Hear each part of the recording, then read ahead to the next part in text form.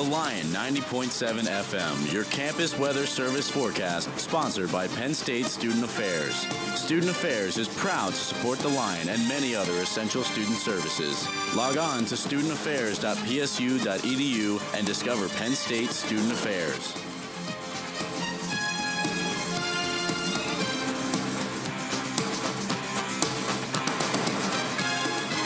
This is your campus weather forecast brought to you by Penn State Student Affairs.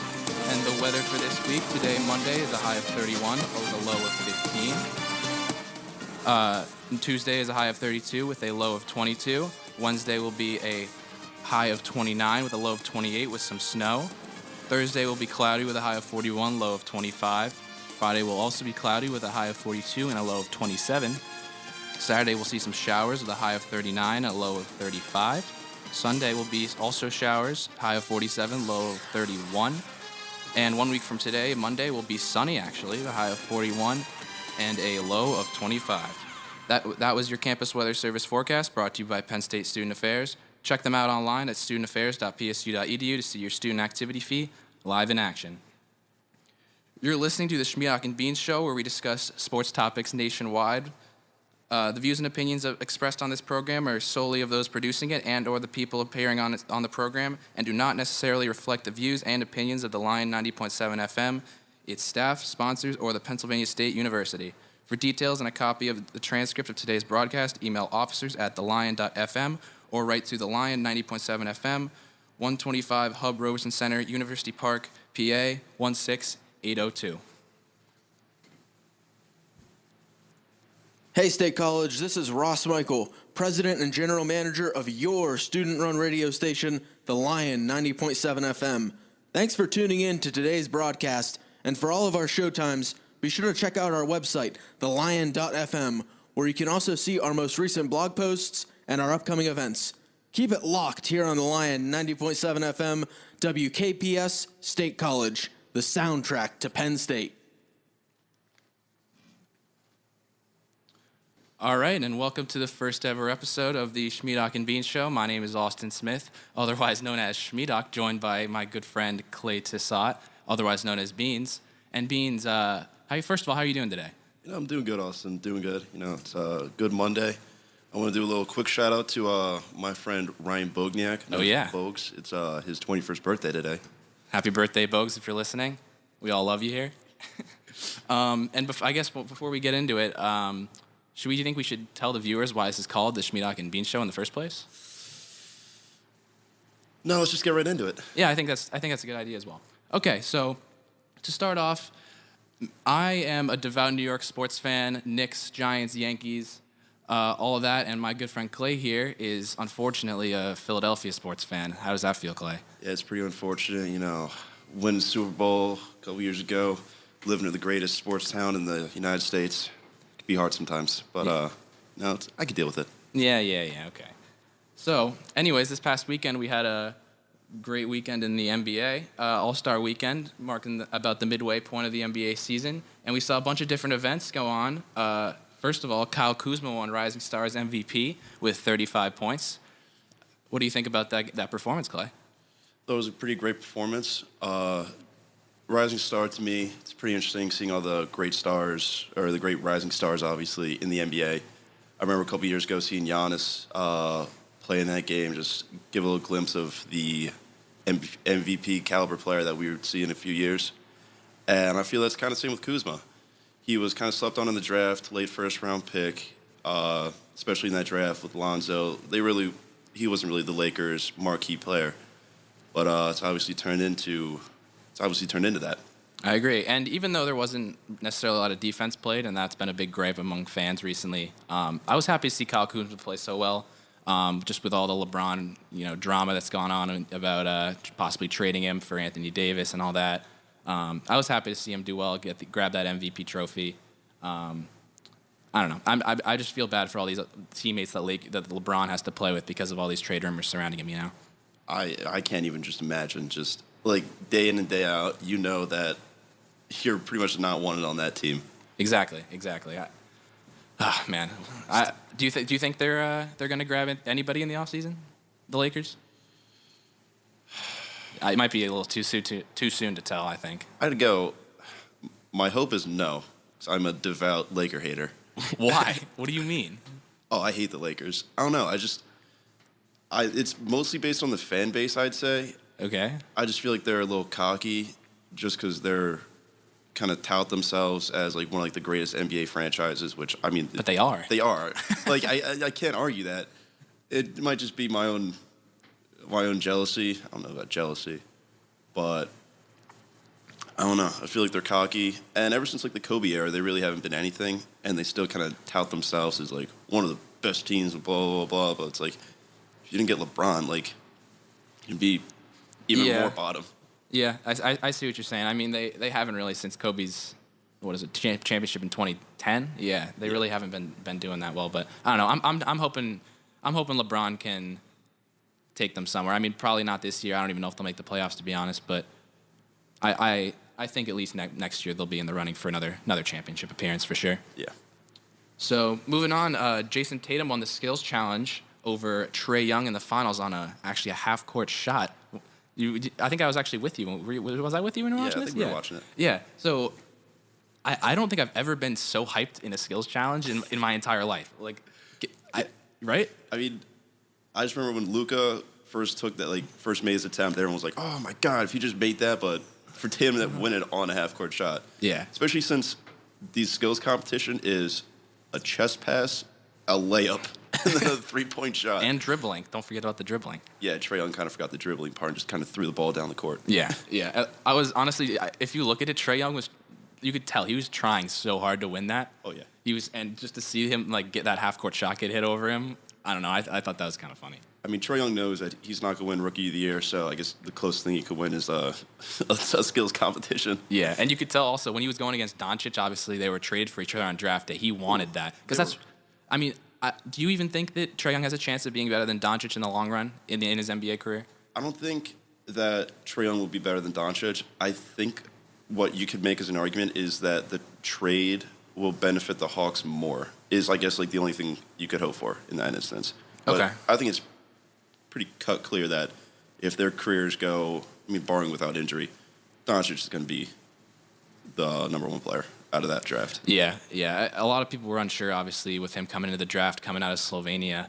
I believe it was He's Slovenian. He was playing in Spain, though. Yes, correct.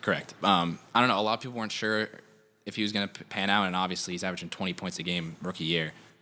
Absolute stud, right? Put him with Porzingis next Oh, man, year. don't get me started on that. We'll discuss that at a later date. Anyways, 3-point contest. Unheralded Joe Harris took home that trophy over Steph Curry and Buddy Hield in that final round. Actually, I like the 3-point contest the best. Really? Out of these, because it seems like the only one that like the stars actually play in. It's like that's true. I mean, you look at the dunk contest. Just think of like if you put Russ, LeBron, you put any of these guys in the dunk contest, that'd be probably the most watched thing that weekend. That's true. And the thing with like the 3-point contest, you got Steph, you got Seth. You got Kemba, you got who else was in that? You got Buddy Hield. I mean, you got Damian Lillard. You got got a bunch of big name guys. Yeah. Dirk. You got all these big name 3-point shooters, so it makes it interesting. Yeah. And it feels like that's a contest that, I mean, on paper you'd be like Steph should probably win that. But that's not the thing with 3-point shooting. It's who gets hot at the right moment. You're right. And honestly, Steph almost sent that to an extra, I guess, overtime, if you will. I think he made 9 of his last 10 shots and only missed 1 money ball and lost out to Joe Harris by, I believe it was 2 points. So, I don't know. I was happy to see Joe Harris win it just because no one really expected him to. Yeah, I mean, he's on the Nets, who, outside of D'Angelo Russell, doesn't really have any bona fide stars, I would say. And yet they're still the best team in New York. Yeah, okay. Well, anyways, let's move on to the dunk contest. Hammy Diallo, I'm not sure how to pronounce his full name, to be honest. I'm going to call him Hammy Diallo, won the dunk contest over my Nick Dennis Smith Jr. in the final round. I think B definitely had the best dunk of the weekend, wouldn't you say, with that elbow dunk over Shaq? Yeah, that was, I mean, he did push off of Shaq, but even with that, I think it was an incredible dunk. It just got the crowd so hype. Yeah. The energy in that stadium was pretty crazy. I know. And honestly, if you told me that he was going to win it before the actual contest began, I wouldn't have believed you. I mean, he was probably my last pick of the 4, right? Oh, yeah. I had John Collins. Obviously, Dennis Smith Jr. is a phenomenal athlete and dunker. And then Miles Bridges. Miles Bridges. I think it was touted, like, when he got drafted that he's going to be, like, a runner-up or favorite for the dunk contest. Yeah, I mean, he's the hometown guy. Obviously playing for the Hornets, and the All-Star game was in Charlotte. So I thought that he'd have something to break out. But as first dunk, he didn't even make one. He literally missed, like, all 5 of his attempts. So I don't know. I thought that I was a little underwhelmed with the dunk contest just because of how many missed dunks there were. I feel like that's every year, though. Like, which is annoying. You would think they would be able to, like, if they're going to do something, they should be able to make it on their first or second try. like, on paper, the dunk contest should be the best event out of that day. It's like, dunks are the most exciting thing in basketball, pretty much. And it just seems like every year, everyone's hopes get diminished. They're just like, it was eh. I think you try to compare it to that Aaron Gordon year. Oh, that was insane. Like, yeah. Everyone's like, oh, like, look at that. And then subsequent years after that, like, I can't even remember, like, the last, like, 2 years, like, anything notable that happened. Yeah. I remembered vividly, I believe it was either my junior or senior year of high school, watching that Aaron Gordon, Zach LaVine contest, and everyone was like, oh, dunk contest is back. Like, this is going to be insane. And really, after that, we haven't really seen anything that crazy. No. Which is a little disappointing. But you're right. The way the game is going right now is it seems like more people are interested in seeing who wins the three-point contest than the dunk contest. It's more competitive. More competitive, yeah. The scoring, like, I remember I was sitting there with you. I was like, all right, this probably got, like, I mean, he missed dunks and he got a 40. Yeah. Yeah. Like, I know they're doing it to, like, keep it interesting, because if you get a 0, like, you're pretty much eliminated. Yeah. But I don't know. I feel like the scoring should just be, like, more concrete. Like, a 50 should probably happen, like, once, and I think there's, like, 3. Yeah, they gave Dennis Smith a 50 for his one-handed, or no, his 360. They gave him a 50 for one of his dunks that he made on his, like, 3rd or 4th try, and it was like it was like a good dunk, but it was not worthy of a 50. Yeah. And that's coming from a Knicks fan, so I don't know. I agree the way they vote is a little weird, but I don't know. Hopefully we see. I did hear rumors that Diallo is going to try to face Zion Williamson in the NBA draft or in the NBA dunk contest next year.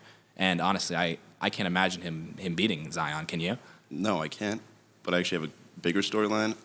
I was reading on Twitter today that Giannis had put up a poll, yes or no, if he should do the dunk contest. And he got quoted by Donovan Mitchell saying, if you do it, I'll do it. Really? And so, I mean, this is a That's long news shot. to me. Might be a little dream for me, but a Zion, Diallo, Giannis, and Donovan Mitchell dunk contest, wow. I think would. That would bring it to dunk. That would be insane. That would bring the dunk contest back. Yes, for sure. Wow. And lastly, obviously the last event of the night, last night, Team LeBron beat Team Giannis 178 to 164. Some great defense was played tonight. Oh yeah, some great defense. Kevin Durant won MVP for the second time in his career with 31 points. What are your overall takeaways from this game? Anything? It's an all-star game. I didn't watch anything, but I just saw, like, Stephen A. or some people on other sports talks saying, like, this is why, like, the Warriors are going to win. This is why LeBron's going to bring the Lakers to the thing. Like, people are trying to, like, take things away from this game. Like, everybody who plays this game is a superstar or a step below a superstar. So, obviously, like, when no defense is being played, they're going to shine. You know, like, this is pretty much just watching them play pickup. Yeah. So, in my mind, like, it's fun to watch because they can just ball, but, like, I'm not surprised by anything. Yeah, I'd agree with you. I gotta say, the dunk that Steph Curry, the bounce pass To Giannis. to dunk that Steph Curry had to Giannis that might have been the best, maybe the best All-Star game dunk I've seen in a while. I probably would have won the dunk contest dunk, too. yeah, you're right. It probably would have. Do you think that Giannis deserved to get MVP over him, or just because he lost that Kevin Durant should have gotten it? Yeah, I mean, if you're the losing captain, no matter what you do, unless you post, like, a quadruple double, Yeah. which would probably be impossible because blocks don't happen. That's true. Yeah, literally. I don't think I've ever seen an All-Star game with more than like 4 blocks. But I think like if you're on the losing team, especially losing captain, it's hard to win MVP. Yeah, I'd agree with that. I also think that the All-Star Game MVP is just a little meaningless thing that players just throw in their closet. Yeah. I mean, it's all like just basically a fan vote, right? Yeah, I mean, I wouldn't have been surprised if like D Wade or Dirk won it. Just like they got voted in because they're retiring. They might as well give it to them because they're retiring. Like it's a meaningless thing. Mm-hmm. Yeah, I'd agree with you there. All right, so let's move on to some actual meaningful basketball. Oh, my favorite. Yeah. Some second half predictions in the NBA. We're going to stick to the NBA storyline for right now.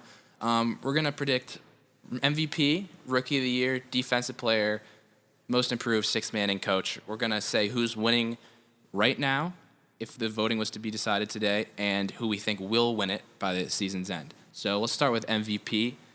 Right now, who would you say would win right now? Who would I say would win right now? I have to go with Harden. His scoring right now is incredible. Granted, he's not really leading his team to much success like we expected, but just the way that he's playing is something we haven't seen in decades, and I think he's the clear favorite right now. Mm-hmm. I agree with you. Harden's scoring has been tremendous, but I think that because he won it last year and because the Rockets aren't necessarily that high in the Western Conference standings, albeit because of injuries, I'd say they'd probably give it to Giannis right now just because they are the number 1 team in the East. And I believe they have the best record in the NBA as well. And I don't know. He is the sole reason. I know Chris Middleton's an all-star this year, but he is like the reason that they're doing so well, no questions asked. Yeah, I mean, if you take Giannis off that team, they would. I mean, it's the East, so they'd probably still be a playoff team, but they'd be around where like the Hornets and the Nets are, I'd say. And like, if you think about the award as most valuable player to like any given team, Giannis should probably win that based off of that. Like, he's obviously more valuable to the Bucks than Harden is to the Rockets, in my mind. But it seems like every year it's just chosen based on who's doing whatever special. Like when Russ won it with the triple-double. It's like he didn't really bring his team to much, but he just had like a scoring line that nobody had seen in years. See, that's the thing, though. Like, he did it the next year as well, and he was nowhere to be seen in the MVP race. Yeah, that's why I'm not picking Harden right now. Well, that is another argument that kind of bothers me. It feels like you can't win consecutive MVPs. It's like you could literally make the argument that LeBron could win it every year. Oh, yeah. But, I mean, they don't want to do that because it's too boring. But, like, he should. Mm-hmm. Like, he's definitely the most valuable player in the NBA every single year in my mind. Mm-hmm. And we did see Steph Curry win it back-to-back years in, I believe it was 2015 and 2016. Yeah, but he was breaking all those three-point shooting records. Mm-hmm. And, his first year, I think you could have debated that maybe someone else could have won it. But the year after, they won 73 games. You can't really debate that. I believe he hit 400 threes that year. Like, that's... I mean, I don't know. I could see why people would vote James Harden to win it this year just because he's averaging like 36. He has, 31 consecutive 30-point games. But you're right. It takes something really spectacular for somebody to have to win back-to-back MVPs. Yeah. For sure. And I'll throw this in also. I think by the end of the year, if you see the Thunder at either the 1 or 2 spot in the Western Conference, I could see Paul George winning the MVP. Oh, if he keeps up this crazy run that he's having. No question. No question. Yeah, I mean, he's averaging, I think he's second in the NBA currently with 29 points a game.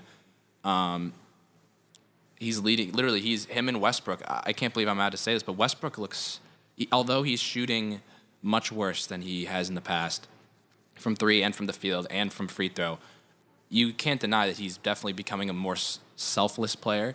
And I think that now that he's garnered all these accolades, MVP, all that stuff, that I don't know. I think the Thunder have a better chance to do well in the playoffs. Would you agree?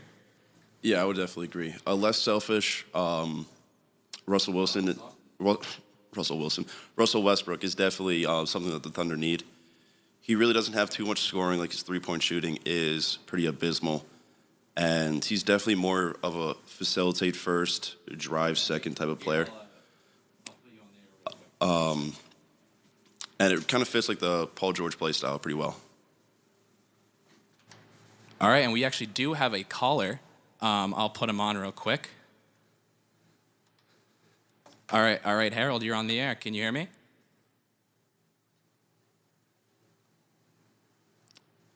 Hello? Hello?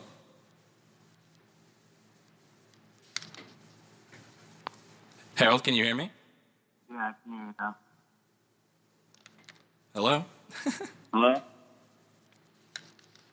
Can you hear me? Seems like we're having some You have some technical difficulties currently. Harold, how about now? Yeah, I can hear you. Okay, yeah, perfect. All right, so what is your question? So I kind of wanted to coin into the whole MVP race. Yes. So I also think Paul George should definitely win it over Harden. Also, Paul George is in the contest for being Defensive Player of the Year as well. I'd agree with that. And I think that the main reason why he's probably going to be MVP is also because of Russ. I think Russ really took a massive step back and realized that, he's the one that convinced Paul George to sign with him. So he's, taking a step back, giving up a lot of these points and giving it to PG. So I think that momentum is going to continue, and he's going to continue taking a step back and really take a big turn in the second half of the season. I agree with that. Would you say that if you think he will win it by the end of the season, or you think he's currently in the lead right now? I'd say he's currently in the lead right now. Oh, wow. Maybe, but I think the only reason why he's in the lead right now is because he's also could get Defensive Player of the Year. Okay. But if he wasn't in that race, then I would also say Gian. So some stats for Paul George, actually. He's leading the league in steals at 2.3 a game, which is the highest that he's ever had in his career.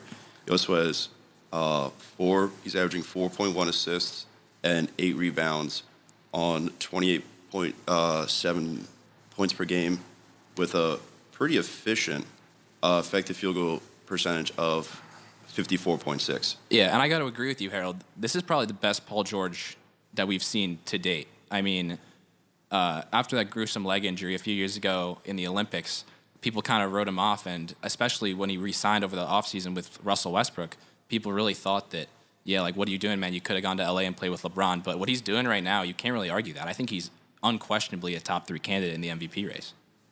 Yeah, I think, he easily could have went to the Lakers if he wanted to and been paired up with LeBron. But I think Russell was like, I'm really going to take a step back and we're going to produce something nice. So I agree. I think it's a really good decision. And, it looks better on his end and his mentality. The fact, like, I'm not going to just go play with, like, LeBron and, win a championship or whatnot. He kind of has the same mentality as Russell. How, he's going to say he doesn't want to play with, he wants to compete against the best players in the league instead of play with them. Yeah.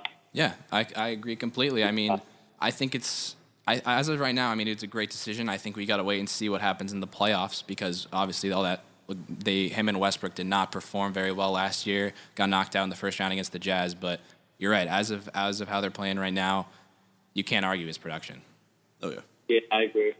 All right, Harold. Thank you for calling in. Definitely tune in next time, and if you have another question, just call back and we'll talk to you. Great hearing from you, Harold. Great hearing from you. For having me. Yeah, no problem. All right. And so moving on, we have Rookie of the Year. So, Austin, who do you think is the leading candidate for Rookie of the Year? Tough question. Very tough question. I think, honestly, you got to go with Trae Young. No, I'm kidding. Obviously, Luka Doncic. You can't. I don't even think you can make the argument for anybody else, could you? I mean, Ben Simmons is doing some pretty incredible things Oh, as a rookie. yeah. But, Luka. Luka. Yeah, Luka, and more Luka. Ben Simmons is. I don't even want to get into this. I've had too many heated discussions off the air about him being a rookie. Is he not a rookie? I don't. Oh my God. We'll get into that in the second show. He's always a rookie. Yeah, he'll be a rookie the rest of his career. But yeah, Luka. Who would you even say is second place? Did you? I mean, like no one has the role that Luka has on their team, and I think solely because of that and the way that he's performing, you can't even make the argument for anybody else. You could maybe say Trae Young, you could maybe say DeAndre Ayton, but Mitchell Robinson. he blocks the ball pretty well. Yeah, he's top 5 in blocks for the Knicks right now. I'm just saying that's one of the lone bright spots I've been noticing recently. But Yeah, I don't really think it's much of a discussion. you're right, definitely not. So let's move on to Defensive Player of the Year. I know who you're gonna go with. Joel Embiid, but also maybe Paul George. Yeah, Paul George. I'm going Paul George. I definitely think that I could definitely see them giving it to Joel Embiid with how well the Sixers are going to do this year. When he comes off the court, their defense is definitely, their whole team is just different. Well, now they have Boban. Oh, you're right. They have the most efficient player in all of basketball now. Best PER in NBA history, for those that don't know. It's a crazy stat, but I mean, I guess it's accurate. I don't know. For me, like what we just said about Paul George, if I were a voter, I would give it to him just because he's leading the league in steals. He's really just taking this Thunder team, just like they're constantly rising up the Western Conference standings. And they're, I believe, only a game or a game and a half behind the Denver Nuggets right now for the number 2 spot. So I think that Embiid is a close second, but just with the production that Paul George has been given the Thunder and constantly making them better, I can't argue that. I would say I wish there was a two-way player award because Paul George would win that hands down. He's got the best. He's the best combined offensive defensive player. Mm-hmm. Like you might have some better offensive players, but their defense lacks. Like Harden doesn't play defense, and it shows on offense. He can put forth so much more energy. The fact that Paul George can have elite offense and elite defense night in and night out. You could make the argument, obviously, Defensive Player of the Year, he's phenomenal. Embiid, I think, is just a better defensive player. He adds something to that Sixers team. That paint is pretty much unscorable when he's there. And his chase down blocks are always a sight to see. And they're like a big momentum swing for the team. They'll be having... or they'll have a turnover. It looks like it's going to be an easy layup, nice dunk, and then you just see Embiid, that 7'1", 7'2" body hauling down the court, slams it off the backboard, and I don't know. It's tough to compare like Paul George to Joel Embiid just because they have two very different roles. Like Joel Embiid's kind of that lockdown paint, like rim protector, and then Paul George, obviously, you're gonna put him on whoever their best player is. Like you can't put Embiid on like a Kawhi or a LeBron or a Durant, but you can put Paul George on those guys, which is the reason that like that's why I'm leaning more towards George, is just because he's more versatile and can do so many different things. He can block, he can steal, he's you know run a transition exactly. I agree with that. I just think it's tough because it's hard to compare. Like you said, like different positions for this award, because for what Paul George does, he's probably the best as a small forward, and maybe minus Kawhi. But Embiid as like a center, there's maybe like with him and Rudy Gobert are some of the best defensive players, and it's just almost like apples and oranges. I agree. They can do great things, just they can't do the same thing. Exactly, for sure. All right, so let's move on to most improved player. And I think this one is probably the toughest debate of all of them, maybe along with sixth man, but... Seems like it is always every year. Yeah, for sure. Who would you have as your most improved player currently? I'm pretty much at De'Aaron Fox.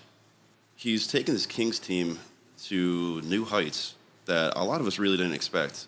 The Kings have been a bottom team for the past couple of years, and they were slated to pretty much be that. Him and Buddy Hield have kind of taken that team to new heights.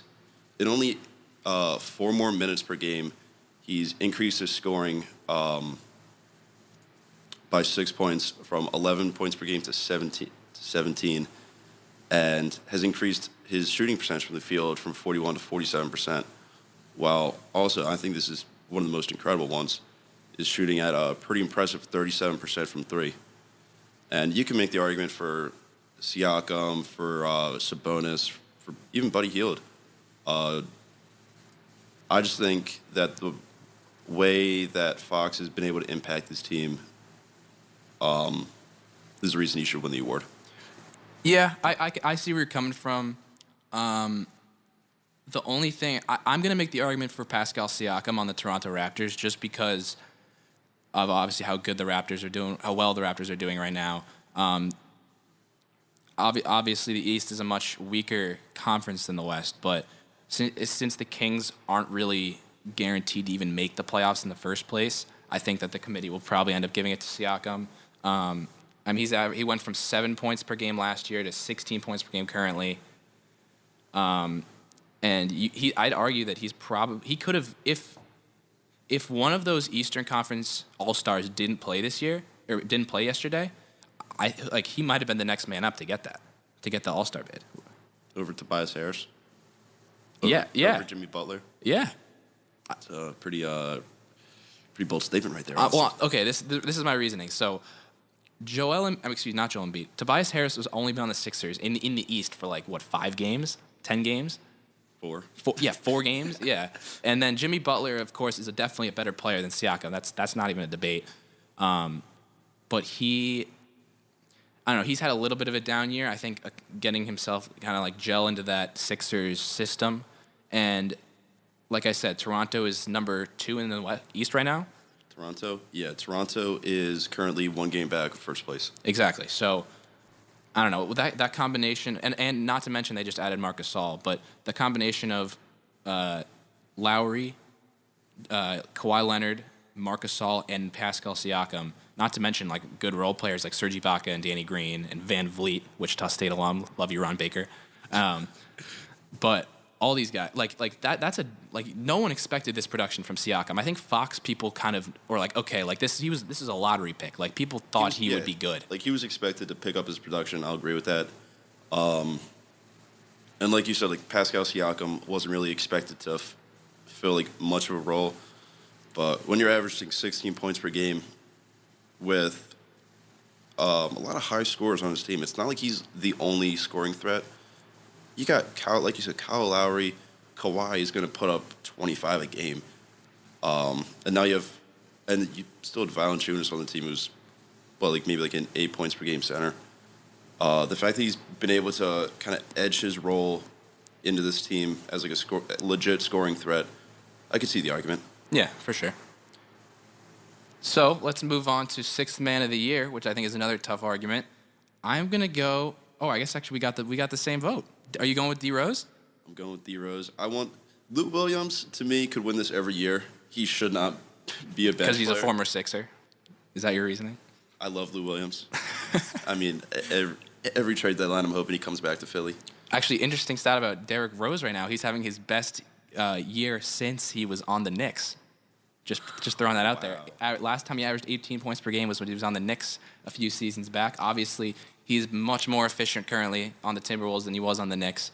But he's having a career year in 3-point shooting. He's 40%. He's at the beginning of Derrick Rose's career, people would laugh if they would literally back off of him on the 3-point line and be like, shoot that. He's a strictly a slasher, a mid-range shooter. You would never really have to worry about him on the 3-point line. Now, 40%. The game he dropped 50 this year, he had a bunch of threes. He's a very lethal shooter now. Yeah, 40% in the upper echelon for shooters. I mean, you could honestly make the argument that he could be most improved player as well. He's had a breakout season that a lot of us thought his career was over with. I think he'll win it not solely. Obviously, his production's pretty solid. Mm-hmm. But he's definitely a fan favorite. Oh, yeah. No question. Nobody's not rooting for Derrick Rose every night. And I think just because of that, he'll win at least something. All right. So, yeah, I guess we don't even have really that much to argue there. No. Okay. Let's move on to our last one, Coach of the Year. We do have a little differing views here. I'm going to go Mike Malone on the Nuggets. And I know you like Mike Budenholzer on the Bucks. We have the same rationale, I'd say. They've both led surprising teams to top spots in their respective conferences. So I think it could go either way. The Bucks, I think Mike Budenholzer has less of an argument just because he has Giannis, who could be MVP, whereas the Nuggets really don't have that. I mean, they have Jokic, but they really don't have like a big. They don't have it. Yeah, they don't have anyone on Giannis's caliber as far as scoring goes. Yeah. Yeah. My big thing with Mike Malone, the reason I picked him is because not only is he like developing these young players like, Jamal Murray, Gary Harris, and Nikola Jokic, but he's getting the most out of these bench players. He like Malik Beasley. Obviously, they just added Isaiah Thomas. We'll see how that goes. Like they still don't even have Michael Porter, and they're still a top 2 team in the West. They could be pretty deadly if they have all their pieces come back. Exactly. So I don't know. I'm a big Nuggets supporter. I don't necessarily know how well they'll do in the playoffs just because of their inexperience. But I don't know. I really like what Mike Malone's doing with this team. It's tough to go into Denver to win a game now, not only just because of the altitude. I mean, I think the thing that's probably going to bite them is they're probably going to finish the 2 seed. Okay. And Lakers will probably finish around 7 or 8. So I think if you have a first-round matchup against LeBron and the Lakers. Oh, yeah. I see. Yeah. LeBron is not going to want to lose in the first round. And to the Nuggets. The Nuggets are going to... LeBron has so much more experience than anyone on that entire team does in the playoffs. You're right. All right. So we are actually going to take a quick 2-minute commercial break. But after that, we will be right back to the Shmeedock and Beans Show. So stay tuned.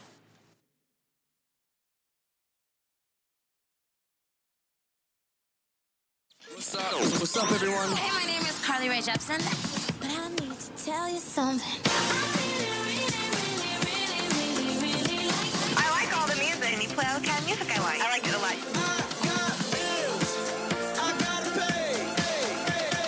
The Lion 90.7 FM.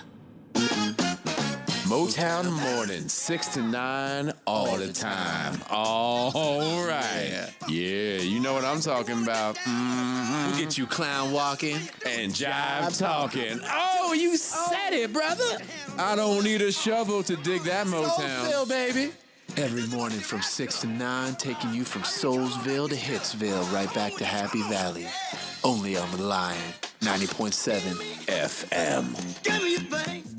If you would like to support local college radio Penn State, the Lion 90.7 FM needs your help. As a non-commercial college radio station, we can air factual details about your business and what it provides with greater repetition and far less cost than any commercial radio station. If you would like to donate to the Lion or sponsor a program, log on to thelion.fm and click sponsorship. Donations and sponsorships are tax deductible. Sponsoring the Lion is a great way to get the word out about your business. Help the Lion 90.7 FM to continue as a great opportunity for students and to serve the local community. Want some sax? We've got sax. Listen to Jazz Spectrum weekday mornings from 9 until 11. The Lion 90.7 FM. Tune in to the Grateful Dead Hour with David Gans on Saturdays at 11 a.m. on The Lion 90.7 FM.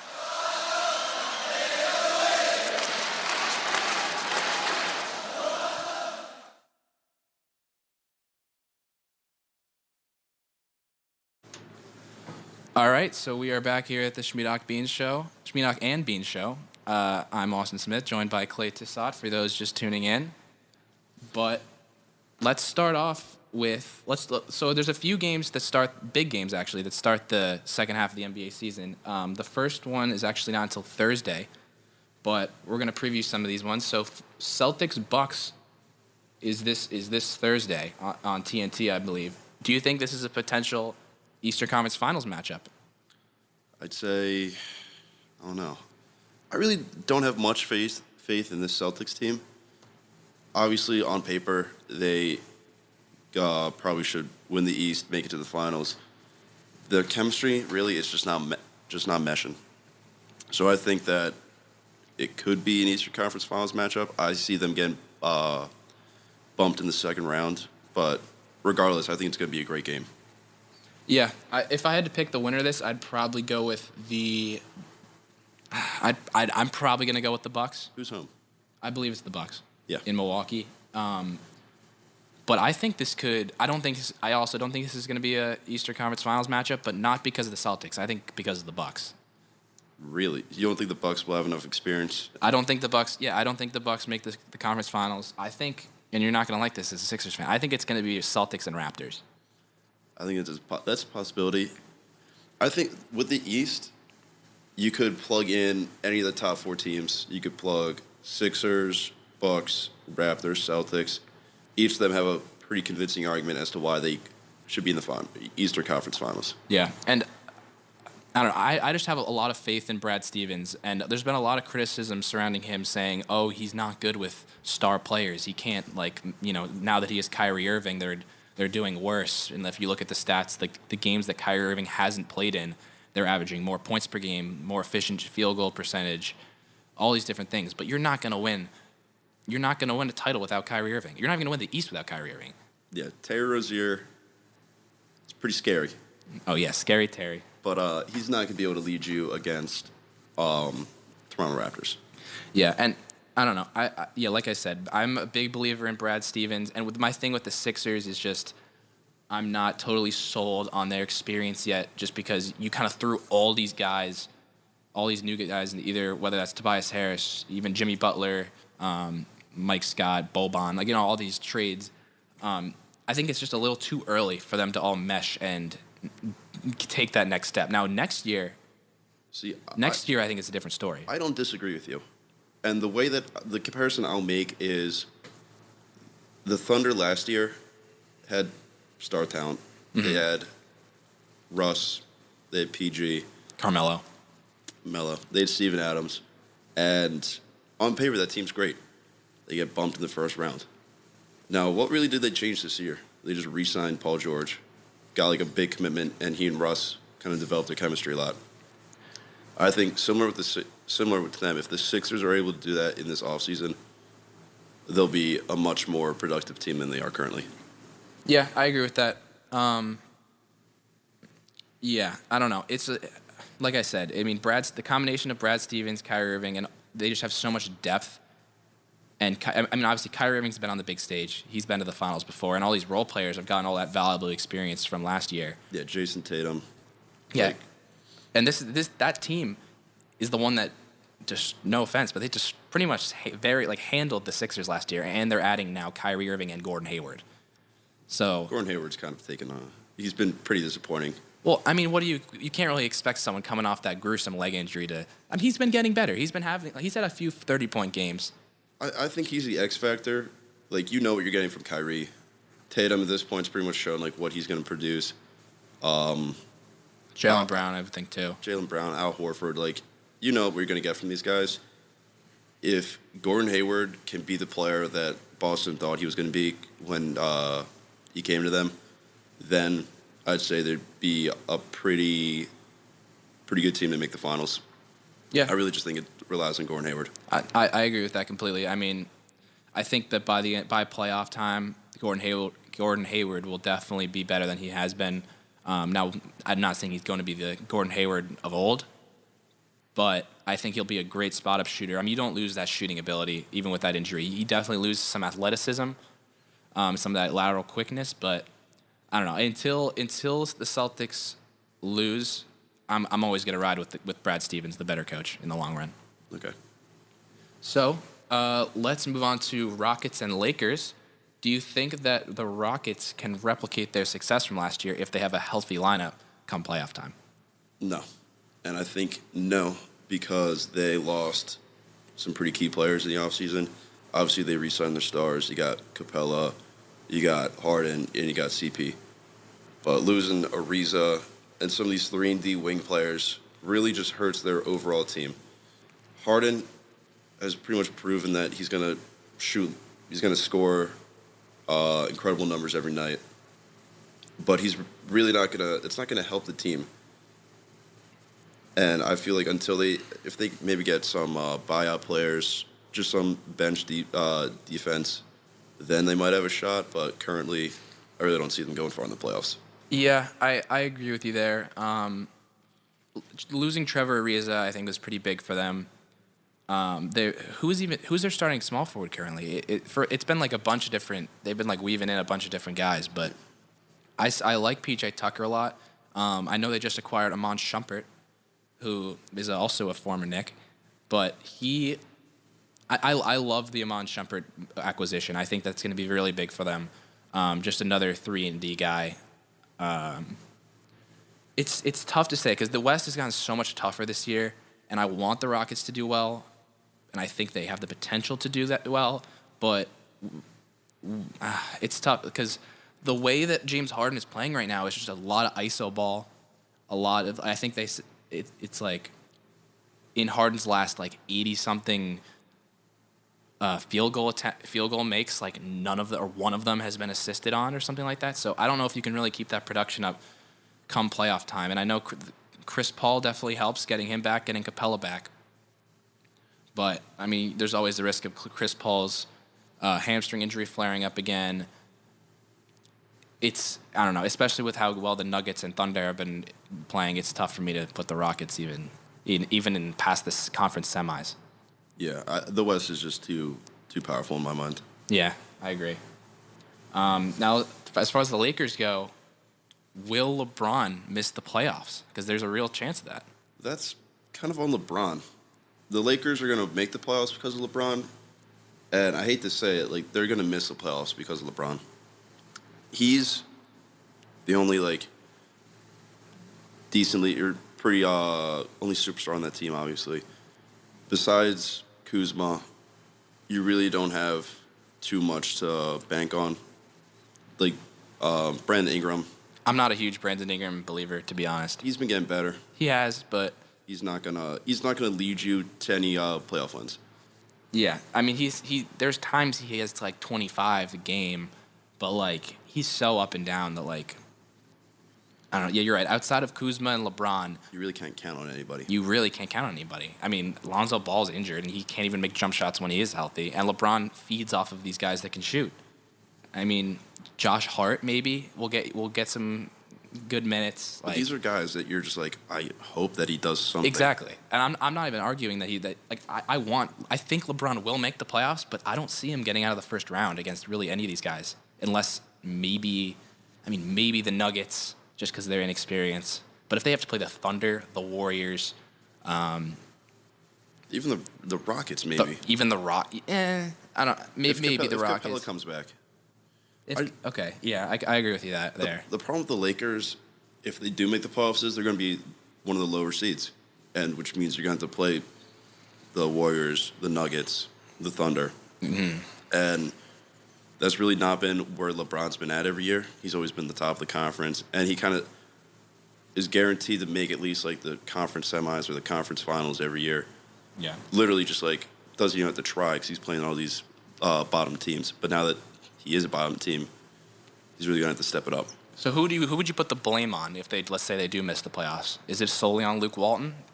Luke Walton, I think, has zero blame. Really? In this, I mean, it's not his fault. He's dealing with what? A bunch of kids pretty much right out of college, and LeBron.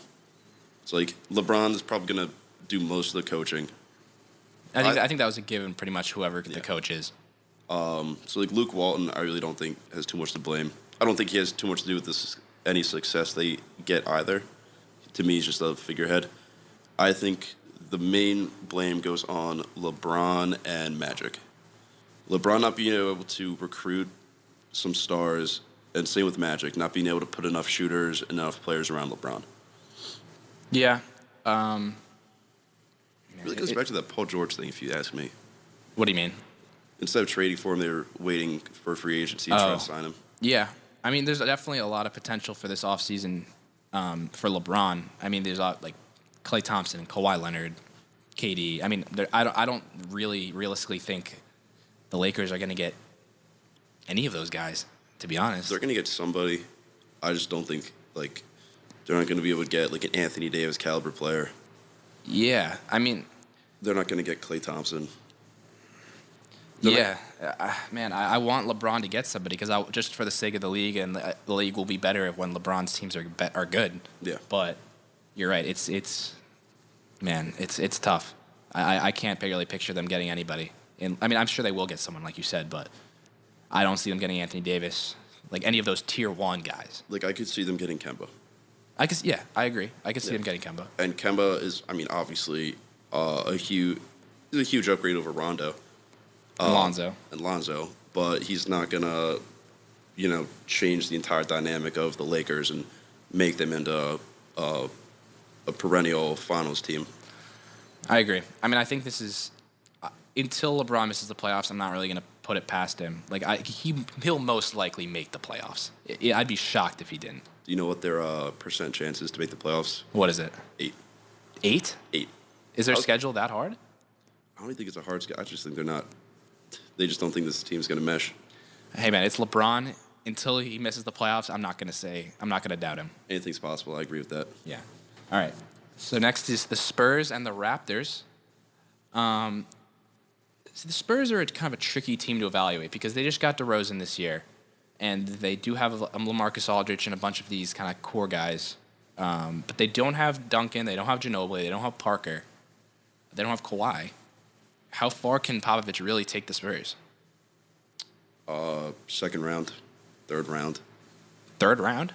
Or second round, not to the conference finals. I was about to say, like, you got a lot of faith in Patty Mills and like Jakob Poeltl. I'm actually a big Patty Mills guy. But I know Bogues hates him, but I don't know. Yeah, I agree. I think he'll definitely make some adjustments, Popovich will, to make whoever they play in the first round is gonna get tested. There's no doubt about that. Guess who they're supposed to play? If the playoffs started right now, they would. The Thunder? They'd play the Nuggets. The Nuggets. Are they the 7th seed right now? The Spurs? They're actually, the Spurs are dangerously close to falling out of the playoff race.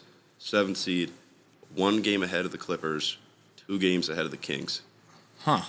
And 4 games ahead of the Lakers. So interesting. We could possibly be seeing Popovich miss the playoffs.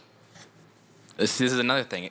Just like LeBron, until Popovich actually misses the playoffs, I'm not going to say he's going to miss the playoffs because everyone always says, oh, this is the year the Spurs are done. They don't have Duncan. They don't have all these guys. They're going to make it. Granted, they are what? Popovich is the reason. They're 2 games out of the 4th seed. Exactly. That race is between, 3 and 8 is, separated by how many games? So 3 and 8 is separated by 6 games. That's, not that out of the question. 4 and 8 is separated by... so 3 and 8 is separated by 6. 4 and 8 is separated by 3. Exactly. So, literally, you could have... A team could literally have 1 bad week and drop to an 8 seed. Yeah, you're right. That's... Man, yeah, it's tough. It's tough for me to bet against Popovich. Until he retires, I'm never going to take that out of the question. Yeah. Let's go to the Raptors quickly. Are the Raptors the favorite in the East? No. I really don't think you can put a favorite in the East, to be honest with you. It's crazy to say. I think they have almost identical chances. The Bucks and the Raptors, pretty much. They're 1A and 1B to me. Okay. Yeah, I'd agree with you there. Marc Gasol, though. Marc Gasol's a big get for them. I think he's a big, even though he's getting older, he's a big upgrade over Valanciunas. Without Gasol, they probably would have been maybe the 3rd favorite in the East in my mind. Okay, I could see that. Now that you add a solid big man.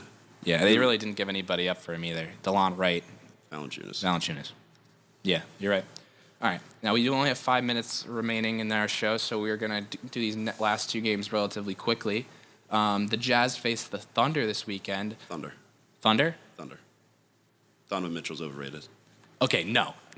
Paul George and Russell Wilson are... Russell Wilson? I say that.